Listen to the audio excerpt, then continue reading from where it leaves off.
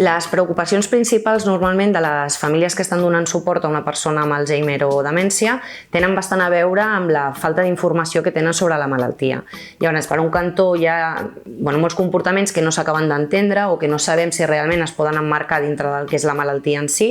i això els dona molta inseguretat per si s'estan fent bé les coses, sobretot neguit també pel futur, de a quina velocitat anirà això, quina serà l'evolució dels símptomes, i a nivell de problemàtiques, sobretot ens trobem amb una important sobrecàrrega vinculada a la tasca de cuidar i a la dificultat que hi ha per fer aquesta gestió d'un dol anticipat que comença en el mateix moment del diagnòstic. Els sentiments que sorgeixen quan s'ingressa un familiar a la residència principalment són la culpabilitat, sobretot en dones i en fills,